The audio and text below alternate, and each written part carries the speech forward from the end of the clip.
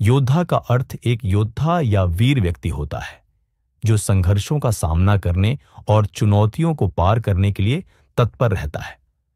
यह केवल युद्ध के मैदान तक सीमित नहीं है, बल्कि जीवन के हर क्षेत्र में संघर्ष करने वाले व्यक्ति को भी योद्धा कहा जा सकता है। अगर आप किसी लक्ष्य के लिए मेहनत कर रहे हैं, कठिनाइयों से लड़ रहे हैं और अपने सपनों को पूरा करने के लिए प्रयासरत हैं, तो आप भी एक योद्धा हैं। यह योद्धा पॉडकास्ट में आपका स्वागत है, जहां हम सफलता, संघर्ष और प्रेरणा की कहानियां आपके साथ साझा करते हैं। हर एपिसोड में हम लाते हैं अनुभवी विशेषज्ञों, उद्यमियों और प्रेरक व्यक्तित्वों की बातें, जो आपको जीवन में आगे बढ़ने की दिशा दिखाएंगी। तो तैयार हो जाइए सीखने, समझने और खुद को नए आयामों तक पहुंचाने के लिए। योद्धा पॉडकास्ट, आपकी सफलता की यात्रा का साथी। नमस्कार दोस्तों, मेरा नाम फैसल खान है और मैं फिर आपके सामने एक बार हाजिर हूं लेके नया एपिसोड इस योद्धा पॉडकास्ट का। और मैं शुरू बात करूंगा हरवंश राय बच्चन जी की कविता की कुछ पंक्तियां अग्निपथ से। तू ना थकेगा कभी, तू ना रुकेगा कभी, तू ना मुड़ेगा कभी, कर शपथ कर शपथ कर शपथ। अग्निपथ अग्निपथ अग्निपथ। जी हाँ, आज के जो हमारे मेहमान, जो हमारे आज के योद्धा हैं, उनके बारे में अगर ये कविता पढ़ी जाए तो कोई गलत नहीं होगा। आज हमारे बीच योद्धा मौजूद हैं, उनका नाम है जीवन प्रकाश शर्मा। ये जयपुर से ताल्लुक़ रखते हैं और एक अप्रेंटिसशिप से लेके आज एक एंटरप्रेन्योर तक का जो इन्होंने सफलता पाई है, जो इन्होंने अपना कैरियर को आगे पहुंचाया है, जो सफलता की सीढ़ियां चढ़ी हैं, तो क्या क्या बाधाएं आई इनकी सफलता के बीच में, क्या क्या उपलब्धियां इन्होंने हासिल करी, क्या क्या संघर्ष इन्हें करना पड़े, इन सब को जानने के लिए हमारे साथ जीवन प्रकाश शर्मा मौजूद हैं। तो आइए मिलते हैं जीवन प्रकाश शर्मा से। हेलो। जीवन जी, कुछ बताइए अपने बारे में। आपका बचपन कहाँ गुजरा, आपकी पढ़ाई लिखाई कहाँ हुई, और किस तरह आपने अपने जीवन की यात्रा शुरू करी। बहुत धन्यवाद फर्स्ट ऑफ यू कबीर भाई आपको कि आपने मुझे एक मौका दिया इस प्लेटफॉर्म पे आने के लिए। और जहाँ तक आपने मेरे पूछा कि मेरा जन्म कहाँ हुआ, मेरा पढ़ाई लिखाई कैसे हुई, तो मैं आपको बताता हूँ कि मैं जो हूँ जयपुर का रहने वाला हूँ और प्योरली राजस्थानी हूँ। मेरा जन्म, पढ़ाई लिखाई सब जयपुर के अंदर ही हुई है। और मैंने अपनी कार्यस्थली जो बनाया वो भी जयपुर को ही बनाया। तो आप कह सकते हैं मैं जन्मस्थली प्लस कार्यस्थली दोनों ही जयपुर राजस्थान की रही है। तो मतलब आपकी जन्मभूमि और कर्मभूमि दोनों राजस्थान की रही, और जयपुर सेंट्रिक रही। बहुत अच्छी बात है। तो पढ़ाई लिखाई के बाद आपने जो अपना जब आप पढ़ रहे थे तो आपने क्या सोचा था आगे चल के क्या बनना है? बिजनेस में ही आना था या जॉब करना था? जॉब करके ये कुछ डिजाइन था कि डिफॉल्ट था, क्या था ये? देखिए मैं आपको बताऊं फैजल भाई कि क्या है कि उस समय जब जिस एरा में हम लोग पढ़ाई कर रहे थे, तो आपको बताऊं कि एक जो स्टूडेंट के एक बच्चे से जो कॉलेज पास आउट होने वाला होता है, तो अधिकतर लोगों के में ये मन होता है कि मैं जब भी पास आउट हूँ तो मुझे तुरंत जो है एक अच्छी सी जॉब मिल जाए। बिल्कुल। तो वही हमारे जहन में था कि भाई अपन जो है ना इसको अच्छी तरह अपनी पढ़ाई को पूरा करें और उसके बाद में जो है हमको जो है ना अच्छी खासी जॉब मिल जाए। तो कभी बिजनेस में आने का सोचा नहीं था, एक यही था कि हमको जल्द से जल्द एक अच्छी जॉब मिल जाए। तो आपका जो जॉब की शुरुआत हुई वो कहाँ से हुई, किस तरह हुई? कुछ हमारे दर्शकों को विस्तार से बताइए। जो युवा बहुत जुड़े हुए हैं इस पॉडकास्ट से, तो उनके लिए प्रेरणादायक है आपकी स्टोरी। नहीं, मैं आपको बताऊं फैजल भाई कि जो है ना मेरा भी जो जॉब के अंदर गया वो काफी एक मेरे को खुद को अचंभित करने वाला था, क्योंकि जब मेरा जो है कॉलेज कैंपस से जब मेरा सिलेक्शन हुआ तो मेरे को महिंद्रा ट्रैक्टर्स का सिलेक्शन हुआ। ओके। और आप जान के अचंभित होंगे कि जैसे मैं बता कि मेरा जन्म स्त्री, कर्म स्त्री और पढ़ाई स्त्री सब जयपुर रही है। तो जयपुर में उस समय मुझे ट्रैक्टर के बारे में कुछ ध्यान था नहीं कि ट्रैक्टर भी कितने आते हैं, कौन कौन से ट्रैक्टर होते हैं।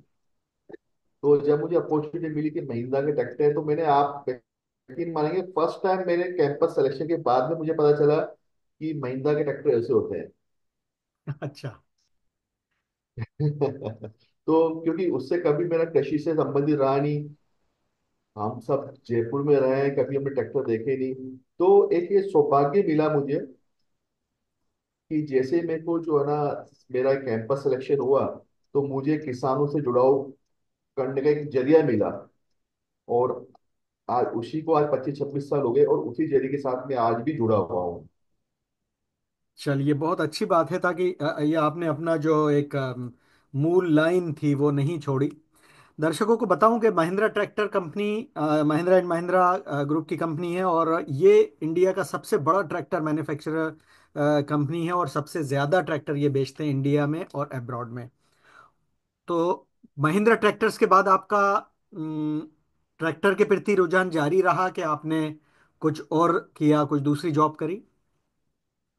नहीं देखिए, मेरा जो है, मैंने आपको जैसे बताया कि जब सौभाग्य मुझे मिला कि कृषि संबंधित कार्य क्षेत्र में आने का, तो मैंने हालांकि कृषि संबंधित कई कंपनियों में चेंज किया, बट मेरा टोटल जो कनेक्शन रहा वो सिर्फ एग्रीकल्चर कंपनी के साथ ही रहा। तो मैंने महिंद्रा से अपना करियर स्टार्ट किया।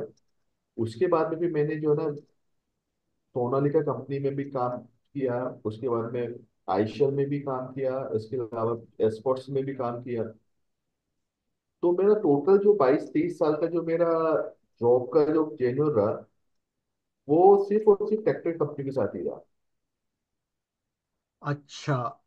और इन जॉब्स के दौरान आपने क्या क्या चैलेंजेस फेस करे, या कई बार होता है कि जब जॉब हम चेंज करते हैं तो किसी एडजस्टमेंट की वजह से करते हैं कि हमें यहाँ इस कंपनी में अच्छा नहीं लग रहा, हम आगे जाएंगे, या हम एक वो लिखते हैं कि फॉर बेटर फ्यूचर प्रोस्पेक्ट्स।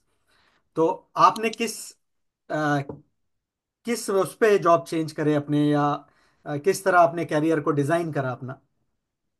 देखिए, मैं आपको बड़ा ऑनेस्ट रिप्लाई दूंगा इसका। जैसा आपने कई बार, आपने अपने सवाल में ही वो जवाब छुपा दिया कि हर आदमी बोलता for better career opportunity, right. लेकिन लेकिन जो है, मैं आपको बताना चाहूंगा कि एक प्रोफाइल में आप जब कंपनी में काम करते हैं तो आपको एक बड़ा मोनोटोनस सा लगने लगता है।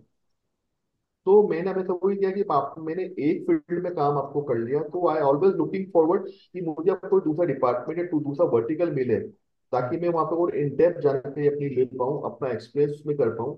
तो आप देखेंगे, मैंने जब जब जिस कंपनी में मैंने कार्य या ट्रांसफर लिया, तो मेरा पूरा का पूरा पोर्टफोलियो चेंज हुआ है। अब जैसे मैं आपको बताऊं कि जब मैं आपको बताया कि मेरा फर्स्ट जॉब जो था महिंद्रा कंपनी के साथ था, तो मैंने उस समय एज ए प्रोडक्शन में काम स्टार्ट किया था मेरे करियर का। तो ट्रैक्टर कैसे बनता, शॉप फ्लोर कैसी होती है, वो तब मैंने जाना। फिर उसके बाद में मैंने जो है ना, सेल्स में आ गया, तो प्योर सेल्स में आ गया।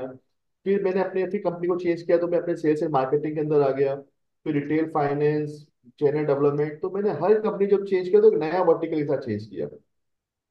तो एक ये अच्छी लर्निंग होती है, आपको हर जगह एक अच्छा काम करने को मिलता है। और और आप अपना 100% दे पाते हैं अलग अलग कार्य के अंदर। ये बड़ी इंपॉर्टेंट तो बात है मेरे मेरे उन युवाओं के लिए जो इस पॉडकास्ट को देख रहे हैं, कि आप अपने जीवन में कहीं भी संतुष्ट हो गए तो वहां आपका ग्राफ रुक जाता है, ग्रोथ का ग्राफ रुक जाता है। तो आपको हमेशा क्यूरियस रहना चाहिए, जिज्ञासु रहना चाहिए, और आगे आगे किस तरह बढ़ना है, किस नई चीजें सीखना है। तो विद इन कंपनी भी आप बहुत कुछ सीख सकते हैं, कंपनी चेंज करके भी बहुत सीख सकते हैं, जैसा कि जीवन जी ने बताया कि हाँ, अलग अलग वर्टिकल्स में। जी जी। ये मैं ये बोलना चाहूंगा कि अगर जैसे इसको आप अपनी लाइफ से भी चेंज कर सकते हैं, कि अपनी लाइफ में भी जितने चैलेंजेस आते हैं, तो आप उस चैलेंज से डरे मत। आप उसको एक है ना, डेली फाइट कर रहे हैं, उसको फेस कर रहे हैं, तो आप कहीं ना कहीं उसको अपने आप को निकाल के ही बाहर निकालेंगे। कुछ परिवार के बैकग्राउंड के बारे में बताइए। मैं आपको बताता हूँ, देखिए बैकग्राउंड मेरा फैमिली का रहा है कि मेरे फादर साहब जो है, वो रूरल बैकग्राउंड से रिलेटेड करते थे। लेकिन उनका जब गवर्नमेंट जॉब लगा, तो गवर्नमेंट जॉब में ही अपने रूरल होम टाउन को छोड़ के जयपुर में आए हैं, राइट। और आप समझ सकते हैं, उस समय गवर्नमेंट जॉब वाले जो व्यक्ति की जो क्षमता होती थी, जितनी अर्निंग होती थी उनकी, तो वो जो है एक रीजनेबल ही होती थी। और उस समय के फैमिली साइज भी अच्छे खासे होते थे, जी। और हमारा फैमिली साइज भी अच्छा खासा है। हाँ, हम भी जो है ना 7 ब्रदर एंड सिस्टर्स रहे हैं। तो और हमारी फैमिली में अब तक जितने भी निकले थे, वो सब सैलरी क्लास ही निकले थे। तो तो हमने कभी भी जो है ना बिजनेस के बारे में नहीं सोचा, क्योंकि तो जैसा ये हम फैमिली देखते हैं वैसा ही आदमी एक बार करने जाता है। ये एक बड़ी अच्छी चीज आपने बताई कि एक एक एक चीज मेरे दिमाग में सवाल आता है कि जब आप एक सैलरीड जॉब में होते हैं, एक आपको एक सैलरी आपको रेगुलर आती रहती है, एक पर्टिकुलर डेट पे, मंथ के डेट पे एक सैलरी आती रहती है, और as a middle class person, as a middle class family से पर्सन, आपने इतना बड़ा स्टेप जो लिया, तो ये बिजनेस में आने का जो स्टेप लिया आपने या चैलेंज लिया, तो ये आपका अपना डिसीजन था कि आपको किसी ने सपोर्ट करा?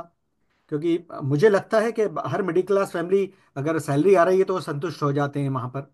तो ये क्या वजह थी कि आपने अपने आप को थोड़ा सा अपने स्ट्रेंथ को और स्ट्रेच करा?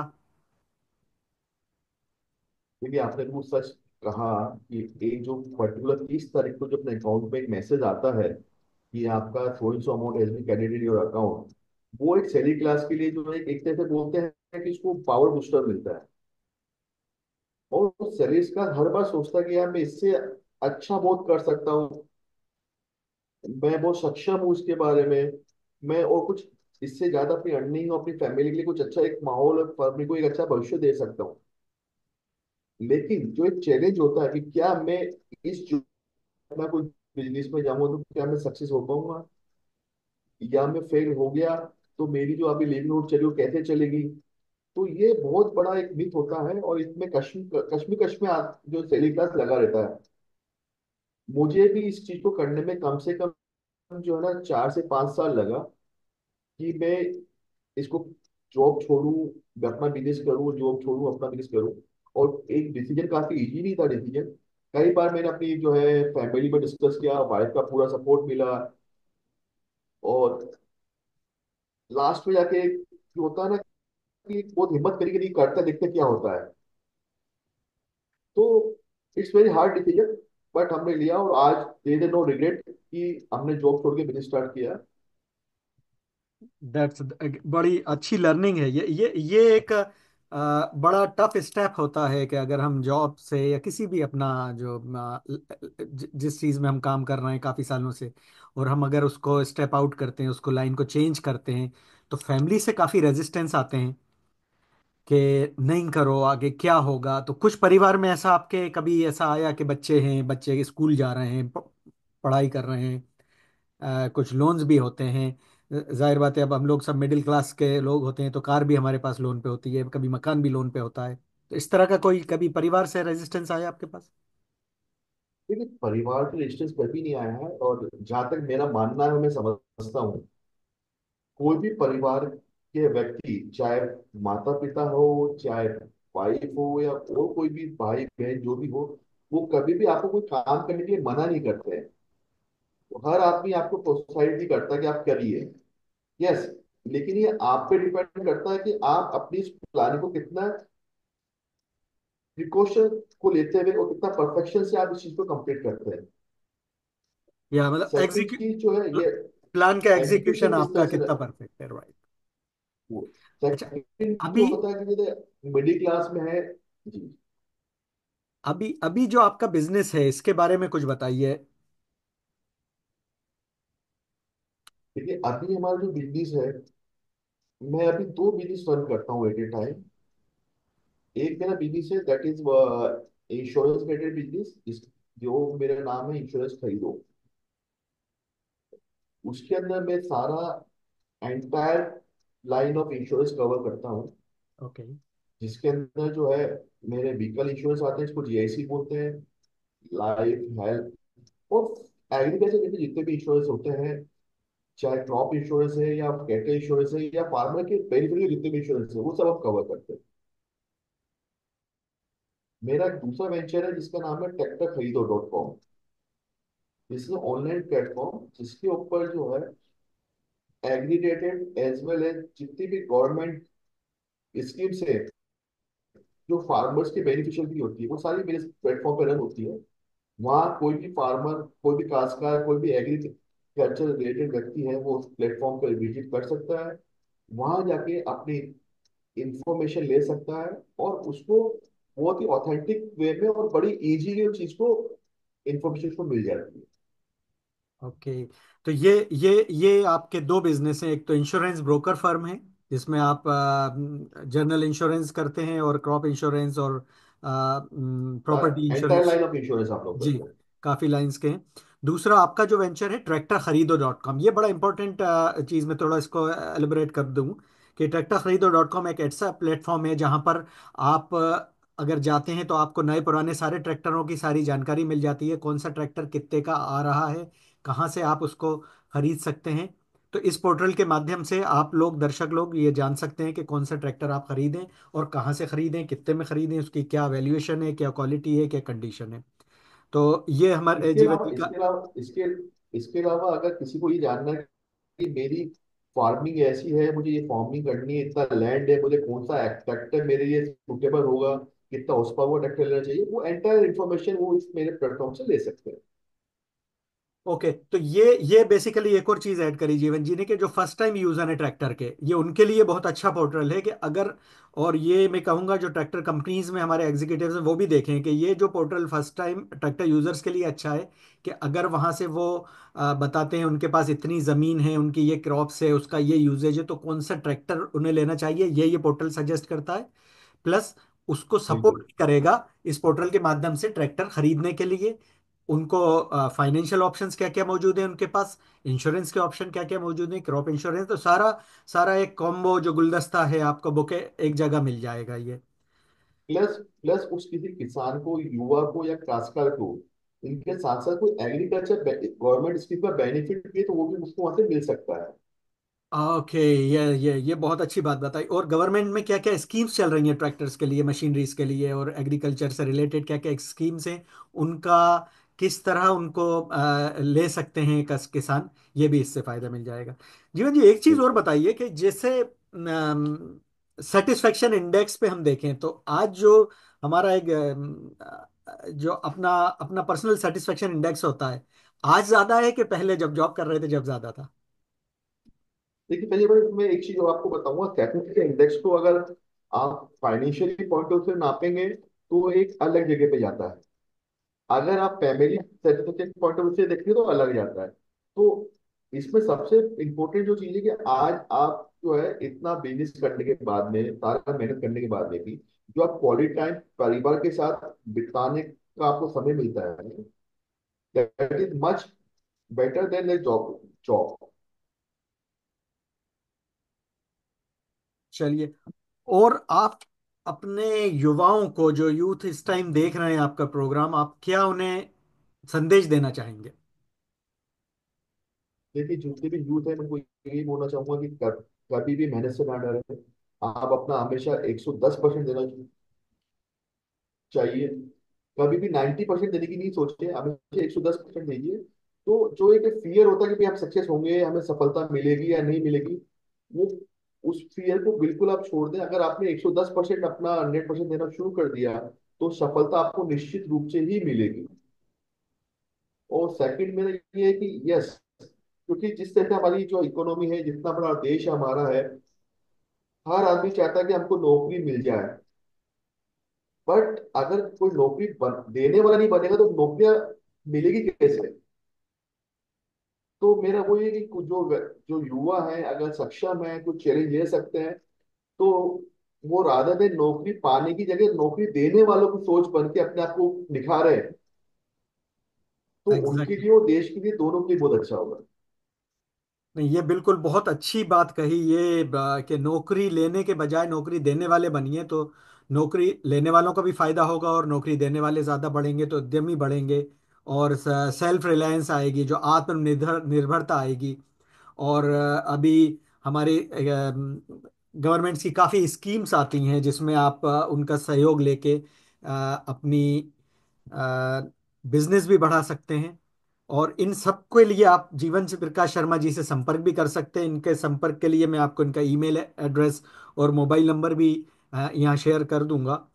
और अंत में धन्यवाद जीवन जी, आपने एक बड़ा इम्पोर्टेंट टाइम अपना हमें दिया। और इस तरह की मुलाकातें और भी होती रहेंगी। तो ये जो आपकी आज की कहानी है, इससे काफ़ी लोग इससे फ़ायदा लेंगे और आपको अप्रोच करेंगे। और उम्मीद है आप और सक्सेसफुल हों। फिर किसी नई मंजिल पे फिर मुलाकात होगी आपसे। Thank you. बहुत धन्यवाद, बहुत बताइए। तो ये थे आज के हमारे योद्धा जीवन प्रकाश शर्मा, जिन्होंने बताया कि उन्होंने किस तरह से अपने कैरियर में, अपनी जिंदगी में एक चैलेंजेस को फेस करते हुए, अपने जो कैपेबिलिटी थी उसको स्ट्रेच करते हुए किस तरह सफलताएं पाई। और एक मध्यम वर्गीय परिवार से निकल के आज वो एक बिजनेसमैन है, सक्सेसफुल बिजनेसमैन है। उनके अपने दो तरह के वेंचर हैं, एक इंश्योरेंस का और एक ट्रैक्टर खरीदो डॉट कॉम।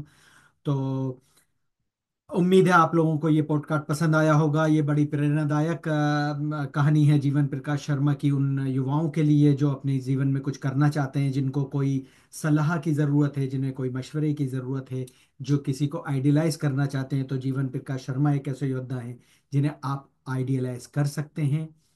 और अगर आपके आसपास भी कोई इस तरह का योद्धा है जिसकी कहानी आप लोग चाहते हैं कि दुनिया जाने, हम अपने दर्शकों तक पहुंचाएं, तो कृपया करके कमेंट बॉक्स में उसकी डिटेल हमारे पास छोड़ दीजिए, या मेरा ईमेल आईडी, जो योद्धा का ईमेल आईडी है, उस पर आप उसकी डिटेल भेज सकते हैं। और प्लीज़ इसको लाइक करिए, सब्सक्राइब करिए और ज़्यादा से ज़्यादा शेयर करिए, ताकि इन योद्धाओं के अनुभव से, जितने भी हमारे एपिसोड्स आ रहे हैं, इनके योद्धाओं के अनुभव से हमारे युवा, हिंदुस्तान के युवा ज़्यादा से ज़्यादा लाभ लें। और इसको अपने जो देश की तरक्की में है इसमें योगदान दें। धन्यवाद।